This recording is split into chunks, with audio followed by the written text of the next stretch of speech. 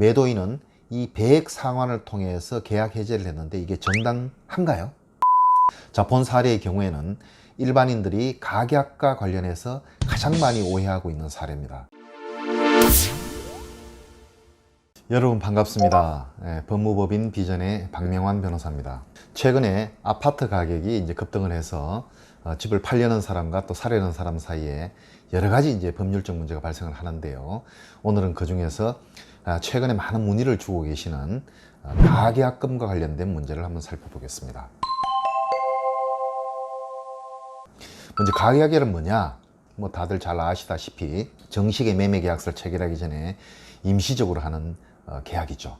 이때 건네는 돈이 이제 우리 가계약금이라고 얘기를 합니다. 가령 아파트 10억이라고 했을 때 우리 계약금은 보통 한 10% 정도인 1억을 건네시죠. 근데 가계약금은 한 1% 정도, 한 1,000만 원 정도 건네는 게 현실인 것 같습니다. 그런데 가계약을 하고 나서 본계약을 체결하기 전에 집주인이나 또 매수하려는 사람이 이를 파기하고 없던 일로 하고자 할 때 문제가 발생을 합니다. 특히 요즘 같은 부동산 가격이 변동이 심할 때 매도인이 아파트를 팔려고 했다가 가격이 오르니까 더 높은 가격에 팔려고 가계약을 파기하거나 또 매수인도 또 더 좋은 물건을 보고 기존 가계약을 파기하고자 하는 경우가 왕왕 있습니다. 이러한 경우에 이 건너간 가계약금은 어떻게 처리할 것인가, 이게 이제 문제가 되죠. 물론 가계약금의 경우에도 이를 어떻게 처리하자고 미리 합의를 해두면 아무런 문제가 없습니다. 부동산 중개인이 요즘은 휴대폰, SNS라든지 문자 메시지를 통해서 상호간에 양쪽에 계약을 파기할 경우에는 가계약금은 뭐 그냥 돌려준다, 또는 매도인이 계약을 파기할 경우에는 가계약금의 배액, 즉 2배를 상환하고 매수인이 파기할 경우에는 이를 포기한다, 이렇게 명시해서 사전에 합의를 해두면은 그 문구대로 그냥 처리하면 됩니다. 근데 이러한 것이 없을 때 이제 문제가 발생을 하죠. 이 돈을 돌려줘야 되는 건지 안 돌려줘도 되는 건지, 또 돌려주면 또 얼마를 돌려줘야 되는 건지, 이게 이제 문제가 됩니다. 단순히 이제 계약금인 경우에는 우리 민법 제 565조 제1항에서 이렇게 규정을 하고 있어요. 여러분이 실제에서 많이 사용하는 겁니다. 당사자 일방이 이행에 착수할 때까지, 즉 중도금 지급 전까지 매도인은 계약금의 배액을 교부하고 2배를 주고, 또 매수인은 교부한 계약금을 포기하면 매매 계약을 해지할 수 있다 라는 규정을 두고 있습니다. 이게 소위 우리 많이 실제 거래에서 많이들 하고 계시는 565조 상의 계약금 계약의 해지라고 이야기를 합니다. 근데 우리 현행 법률에 가계약금에 대해서는 용어도 없고 아무런 규정이 없습니다. 즉 법률적 문제는 발생을 하는데 이를 규율할 법이 없는 거죠. 그래서 하는 수 없이 이러한 경우에는 우리는 법률 이론과 판례에 의존할 수밖에 없는데요. 근데 이론도 이제 의견이 분분하고 또 판례도 선례가 그렇게 많지를 않아요. 그 나온 선례 중에서도 또 판시가 아주 일관되게 나온 것 같지는 않습니다. 그래서 오늘은 제가 우리 법원의 그 대체적인 판례의 태도와 법률 이론을 토대로 해서 여러분께 최대한 이해하기 쉽도록 실제 사례를 들어서 한번 정리해 보도록 하겠습니다. 먼저 우리 판례 태도를 한번 보겠습니다. 우리 판례 태도는 이렇게 판시를 하고 있어요.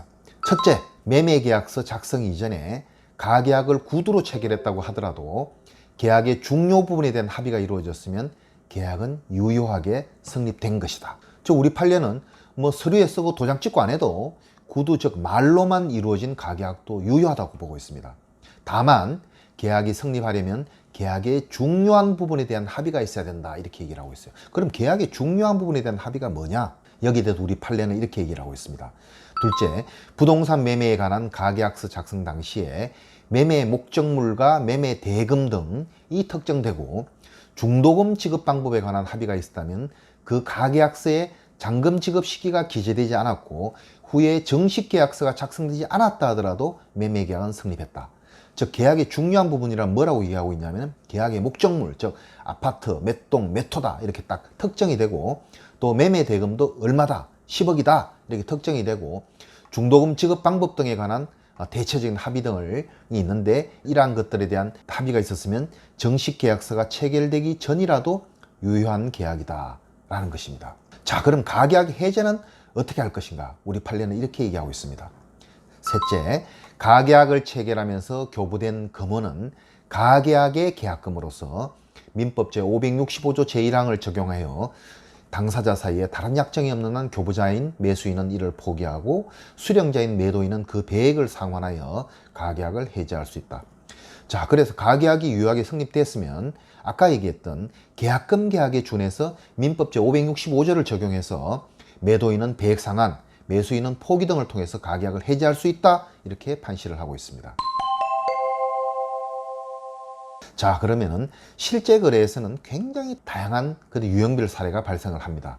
그래서 사례마다 여러 가지를 감안해서 판단을 해야 되겠지만 이해 편의를 위해서 대표적인 3가지 사례로만 분류해서 그 판례 태도를 한번 적용해 보도록 하겠습니다. 자, 첫 번째 사례입니다. 아파트를 사기 위해서 공인중개사 사무실을 둘러보다가 근처 공인중개사가 요즘은 매물도 귀한데 주위 시세에 비해서 아주 싸게 나온 그런 물건이 하나 있다. 한 10억 정도에 나온 게 있는데 오전에 다른 사람도 보고 갔는데 곧 계약이 될 것 같다. 얼른 가계약금이라도 얼마 정도 걸어두는 게 어떠냐, 이렇게 권유를 합니다. 그래서 일단 잡아두자는 생각으로 공인중개사가 가르쳐주는 매도인 계좌로 바로 1,000만 원을 송금을 했습니다. 이때 매수인이 마음이 바뀌어가지고 계약을 원하지 않을 때 그 가계약금을 돌려받을 수 있을까요? 본 사례의 경우에는 계약이 유효하게 성립되었다고 볼 수가 없는 사례입니다. 왜냐하면 매매 금액도 공인중개사를 통해서 한 10억 정도의 매물이라는 얘기만 들었지 매매 대금이 매도인과의 합의를 통해서 정확히 확정되었다고 보기에는 아주 미흡합니다. 중도금, 잔금, 입주일자 등에 대한 계약의 주요한 내용에 대한 쌍방의 합의가 구체적으로 이루어지지 않은 경우입니다. 이러한 경우에는 계약이 유효하게 성립되었다고 볼 수가 없습니다. 그래서 이 가계약금 지급 자체는 법률상 아무런 원인 없이 이루어진 행위가 되어버리기 때문에 그 교부된 금액은 법률상의 부당이득이라는 게 됩니다. 부당이득. 따라서 이러한 경우에는 매수인이 계약을 원하지 않을 경우 매도인에게 준 그 1,000만 원을 돌려달라고 할 수가 있습니다. 두 번째 사례는 아파트를 사려고 공인중개사를 통해서 아파트를 한번 구경까지 했습니다. 그리고 마음에 들어서 매도인과 10억에 계약을 하기로 합의를 하고 중도금은 얼마를 언제쯤 넣고 또 잔금은 또 언제 넣고 이사 날짜는 대충 어느 때로 하기로 서로 합의가 다 됐습니다. 그리고 계약서 쓰는 것은 이틀 후 오후 5시에 공인중개사 사무실에 있어서 만나서 쓰자. 그때 구체적인 날짜라든지 또 구체적인 중도금 금액, 또 납부 일정, 이런 거는 계약 쓸 때 정확히 확정하기로 합의를 했습니다. 그리고 매도인이 가르쳐주는 계좌로 가계약금으로 먼저 1,000만 원을 송금을 했어요. 이 경우 매도인이나 매수인이 계약을 파기하고자 할 경우에 그 가계약금은 어떻게 될까요? 자, 본 사례의 경우에는 판례 태도에 비추어 볼 때 정식 계약서를 작성하지는 않았지만 매도인과 매수인 사이에 매매 대금도 10억으로 합의가 됐고 또 대강의 중도금과 입주일자도 어느 정도 서로 양해가 되어서 매매의 중요한 부분에 대해서 의사의 합치가 있다고 볼 소지가 큰 사안입니다. 그래서 이러한 경우에는 유효한 계약이 이루어졌고 또 상호 양해하에 교부된 그 가계약금은 계약금에 준해서 민법 제565조를 적용할 수가 있습니다. 그래서 집주인이 본계약 체결 전에 계약을 원하지 않으면 받은 가계약금의 2배인 2,000만 원을 교부하고 가계약을 해지할 수 있고 또 반대로 매수인도 교부한 1,000만 원을 포기하고서 계약을 해지할 수가 있습니다. 자, 세 번째 사례는 이런 경우입니다. 아파트를 둘러보고 마음에 드는 거예요. 그래서 당일날 바로 집주인하고 정식 계약서를 작성했습니다. 매매 대금은 11억으로 하고 계약금은 1억 1,000만 원, 중도금은 언제, 또 잔금과 이사 날짜는 언제고 이런 걸 다 작성을 했습니다. 근데 막상 송금을 하려니까 은행 이체 한도에 걸려가지고 송금이 안 되는 거예요. 마침 당일이 일요일이라서 은행이 문도 열지를 않아요. 하는 수 없이 집주인한테 양해를 구해서 구합니다. 오늘은 일단 계약금 1,000만 원만 넣고 그 다음날 은행에 가서 이체 한도를 늘린 후에 나머지 계약금 1억 원을 넣기로 합의를 했습니다. 계약서에는 계약금의 일부조로 1,000만 원 영수함이라고 또 기재를 했습니다. 그런데 매도인이 그날 밤 집에 오니까 최근 자신의 아파트 가격이 급등하고 있다는 소식을 들은 거예요. 그 다음날 아침에 매도인은 일찍 공인중개사 사무실에 가서 계약 파기를 통보하고 또 자신의 은행 계좌도 폐쇄를 했습니다. 왜냐하면 매수인이 나머지 계약금 1억 원을 못 넣게 하기 위해서 그랬겠죠. 그리고 매수인을 상대로 해서 받은 1,000만 원을 2배 2천만 원을 공탁하고 해제 통보를 했습니다. 매도인은 이 배액 상환을 통해서 계약 해제를 했는데 이게 정당한가요? 자, 본 사례의 경우에는 일반인들이 가계약과 관련해서 가장 많이 오해하고 있는 사례입니다. 본 사례는 사실 대부분 판례 사안이에요. 그걸 제가 유사하게 얘기를 한 것입니다. 대부분의 판시사항만 대충 살펴보면 충분히 오해하기 쉬운 판결입니다. 그러나 이 판결은 가계약에 관한 판결이 아닙니다. 이것은 본계약이 체결됐지만 계약금 중 일부만 지급된 경우이기 때문에 단순히 가계약만 체결된 그런 사항과는 전혀 법률적인 접근을 달리합니다. 우리 대법원 판시사항은 이렇게 되어 있습니다. 계약금의 일부만 지급된 경우 수령자가 매매계약을 해지할 수 있다고 하더라도 그 해약금의 기준이 되는 금원은 실제 교부받은 계약금이 아니라 약정계약금이라고 봄이 타당하다. 일반인들과 일부 공인중개사분들은 이 판결을 가지고 가계약에 따라 지급된 가계약금이 본계약의 계약금의 일부로 포함되어 지급된 것으로 생각하고는 가계약을 체결한 경우에도 매도인이 해지하려면 본계약의 계약금 상당액을 지급하고서야 계약을 해지할 수 있다고 오해를 하고 있습니다. 법률적으로 우리 계약금 계약은 요물계약이라고 합니다. 요물계약이 뭐냐면은 일반 계약은 낙선계약이라고 해서 당사자 간의 의사협치만 있으면 유효하게 성립하지만 계약금 계약은 요물계약이라고 해서 의사의 합치에다가 계약금 전액의 교부가 있어야지 유효한 계약금 계약이 성립됩니다. 우리 대법원도 본 사안에서 계약금 전액이 지급된 것이 아니라면은 계약금 계약이 성립한 것이 아니기 때문에 당사자들이 민법 제565조 계약금 계약에 기한 해제를 할 수 없다라고 판시를 하고 있습니다. 그래서 사례의 경우에는 1,000만 원의 가계약금 계약이 체결된 것이 아니라 본계약상에 1억 1,000만 원의 계약금 계약이 체결된 것인데 그중 계약금의 일부 1,000만 원만 교부된 경우이기 때문에 아직 유효한 계약금 계약이 성립되지가 않았습니다. 이러한 경우에는 매도인은 민법 제565조 상의 계약금 계약에 기한 해제를 할 수가 없습니다.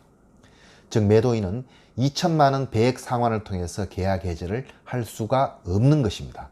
실제 판례 사안에서는 매수인은 어떻게 처리했냐면은 나머지 계약금 1억 원을 공탁을 하고 또 중도금 지급일에 가서 매도인에게 계약 이행하라 이렇게 che고를 했습니다.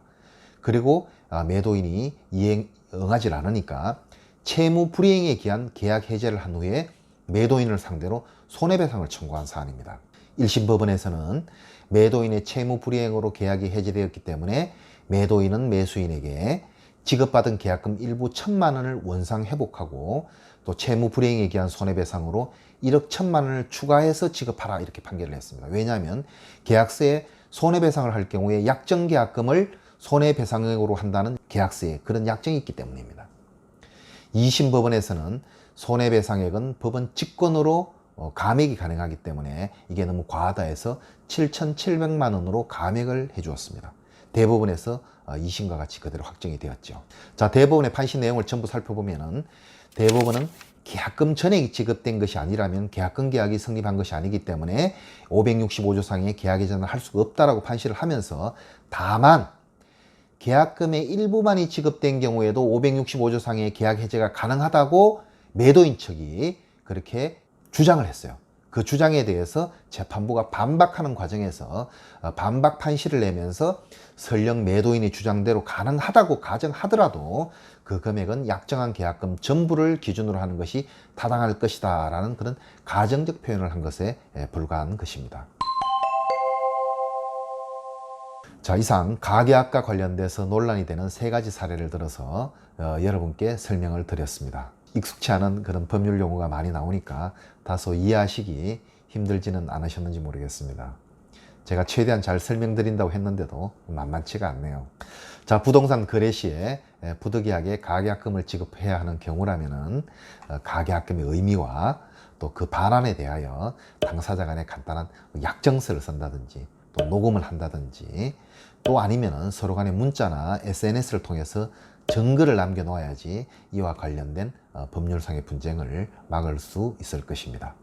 이를 유념하셔서 부동산 거래를 잘 하시기를 당부드립니다. 이상 가계약금과 관련한 법률적 문제에 대하여 말씀드렸습니다. 감사합니다.